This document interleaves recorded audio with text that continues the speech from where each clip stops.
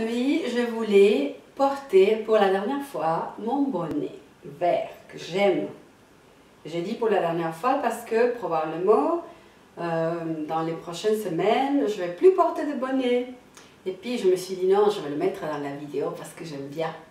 Oui, les cheveux commencent à pousser et je pense que cette semaine ou la semaine prochaine, je vais aller voir ma coiffeuse Manuela pour mettre un peu d'ordre là-dedans parce que ça pousse à différentes vitesses et donc c'est pas très joli.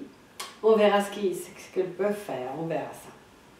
Mais bon, bonjour, j'espère que vous allez bien et que vous êtes en train de passer un bon week-end. Ici, je suis très contente parce que j'ai déjà fini ma 3e semaine de travail. Donc je travaille le matin et les après-midi, j'ai des rendez-vous médicaux, ou bien j'ai la physio, ou bien je me repose. Donc le programme est complet pour l'instant. Et j'aime bien cette vie normale. J'aime bien parce que je commence déjà à me sentir aussi une personne normale, plus une personne malade. Mais c'est intéressant parce qu'avec cette normalité, il y a aussi quelques défis de la vie normale qui arrivent. Et des fois, je me suis rendu compte cette semaine que je ne suis pas tout à fait prête pour faire face aux défis de la vie normale. C'est intéressant parce que j'avais, bon, les premières semaines, je travaillais sur un projet très tranquille, j'allais à ma vitesse, ça s'est passé très bien, mais cette dernière semaine, j'ai travaillé un peu avec mon chef dans la préparation de quelques matériels pour un atelier qu'il aura et la semaine prochaine. Et donc, il fallait mettre le turbo, il fallait aller vite pour préparer certaines choses. Et j'avais pas pensé faire ça quand je commençais à travailler. Pour moi, c'était clair, je commence avec un projet et puis après, la suite, on verra. Mais je vais aller tranquille. Mais tout d'un coup, il avait besoin de quelque chose et il avait besoin de mon aide parce qu'il ne pouvait pas le faire lui. Donc, il fallait quand même écrire des choses et les sortir. J'étais totalement out of sync, j'étais totalement hors contexte et il fallait lire, il fallait réfléchir, il fallait écrire et créer de contenu et j'étais là, ah, qu'est-ce que ça me coûte! Et en plus il fallait faire vite parce que j'avais seulement 2 matinées pour faire tout ça. Oh là là là là, c'était pas du tout évident et j'ai fini complètement vidée. Et je me suis dit, waouh, c'était peut-être un peu trop. C'était un concours des circonstances, évidemment. J'étais totalement en dehors du contexte. Tous ces longs mois, je ne savais pas ce qui s'était passé avec les projets que je gère normalement. Et ça m'a coûté énormément.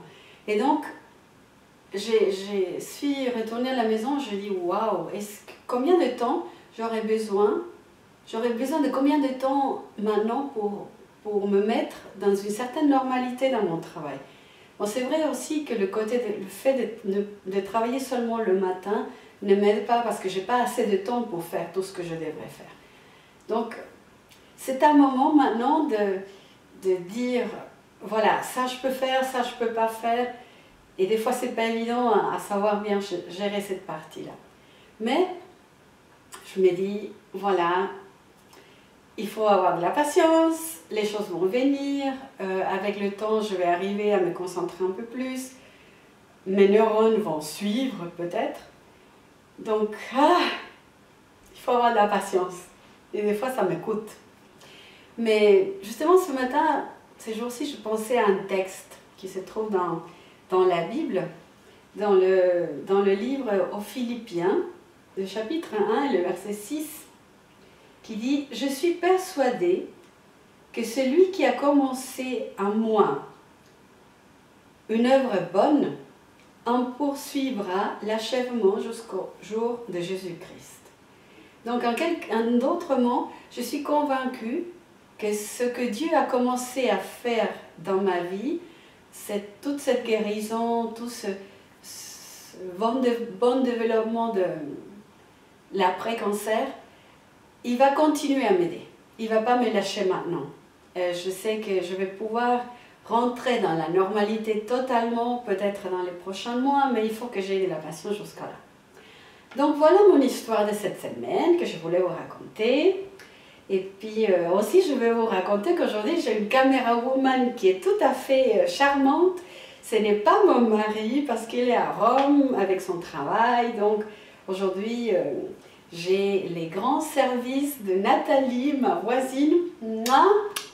Je lui ai dit déjà, j'aimerais bien qu'elle puisse mettre sa tête ici. Tu veux pas, Nat? Non? Enfin, elle est géniale. Et on est en train de passer un très bon moment en train de faire ces vidéos. Et je lui remercie du fond de mon cœur. Mouah. Merci, Fiumo. Et puis à vous aussi, des gros bisous. À la semaine prochaine et que Dieu vous bénisse.